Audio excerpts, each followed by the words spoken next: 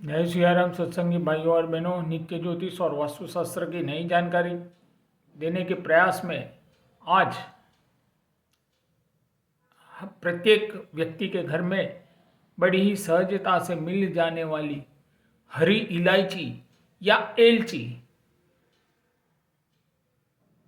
उसका भी अगर सही तरीके से हम पूजा पाठ में उपयोग करें तो वह यह हरी इलायची भी हमारे कई कार्यों को सफल बनाने में काफ़ी हद तक मददगार साबित हो सकती है। यहाँ सिर्फ हमें पता होना चाहिए यह हरी इलायची का उपयोग हमें किस प्रकार से करना है। आज उसी विषय को आपके सामने लेकर के आया हूँ और आज से शुरू करके लगातार एक सप्ताह तक आपको ऐसे ही प्रत्येक व्यक्ति के घर में उपयोग में ली जाने वाली ऐसी ही कुछ छोटी छोटी मसाले या ऐसी छोटे पदार्थ जो हर एक व्यक्ति के घर में बड़ी ही सरलता से उपलब्ध होते हैं, पर हमें कदाचित उसका सही तरीके से उपयोग करना नहीं ज्ञात होता है, तो हम उस पदार्थ का लाभ लेने से वंचित रहते हैं। तो जानते हैं हरी इलायची हमें किस प्रकार हमारे कार्यों को सिद्ध करने में मददगार साबित होती है। यहाँ पर एक सर्वसामान्य सा प्रश्न प्रत्येक जातक या जातिकाओं को रहता है। हर एक व्यक्ति धन के मामले में हमेशा से असंतोष रहता है और उन्हें ऐसा लगता है कि और ज़्यादा पैसा कमाना चाहिए या और हमारे पास पैसा होना चाहिए। तो इस स्थिति में आपको करना क्या है? आप चाहे व्यापार करते हो या नौकरी करते हो, पर प्रत्येक दिन आप जब आपके घर से बाहर निकलते हो तो आपको सिर्फ इतना ही करना है, थोड़ी सी चुटकी पर हींग जो आपके रसोई घर में दाल में तड़का लगाने के लिए हम यूज़ करते हैं, वह हींग आपको सिर्फ आपके मुख्य दरवाजे के सामने घर के अंदर खड़े रह करके आपको आपके सर के ऊपर से एक बार घुमाकर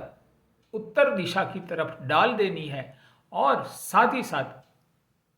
आपको आपके दाहिने हाथ में 3 हरी इलायची रखनी है और सिर्फ श्रीम मंत्र बोलना है। श्रीम बोलकर आपको वह 3 हरी इलायची निगल जानी है या खा जाना है या ग्रहण करनी चाहिए किसी भी तरह से। इस प्रकार से 3 इलायची इतना करने के उपरांत पानी पी करके आपको आपके घर से बाहर निकलते समय अपना राइट अर्थात दाहिना पांव आपको बाहर रखना है और आप अपने व्यापार या नौकरी के लिए आप निकल सकते हो। यह उपाय या यह क्रिया आप लगातार 15 दिन तक करके देखिए मित्रों, निसंदेह आपको व्यापार करते हैं तो व्यापार में लाभ की स्थिति बनती है। अगर आप सोच रहे हैं नौकरी कर रहे हैं तो नौकरी में कैसे लाभ की स्थिति बनेगी, पर विश्वास कीजिए आप एक बार करके देखिए। 15 दिन करने के बाद और 15 दिन अर्थात आपको ज़्यादा से ज़्यादा 1 माह के अंदर अगर आप नौकरी कर रहे हैं तो नौकरी में भी आपको सही और कई और जगह से आपको ऑफर भी आ सकते हैं या उसी नौकरी में आपकी पदोन्नति भी हो सकती है या किसी भी प्रकार से आपको नौकरी में लाभ होता है। विश्वास करके एक बार पूरे सच्चे मन से यह उपाय कर सकते हैं। ठीक उसी प्रकार अगर विद्यार्थी है कोई भी अपने इच्छित नंबर लाना चाहता है या कड़ी मेहनत करने के बाद भी विद्यार्थी को अच्छे नंबर नहीं मिल पा रहे हैं, तो इस स्थिति में उस विद्यार्थी को लगातार 7 गुरुवार सुबह में पीपल के पेड़ के पास जाना है,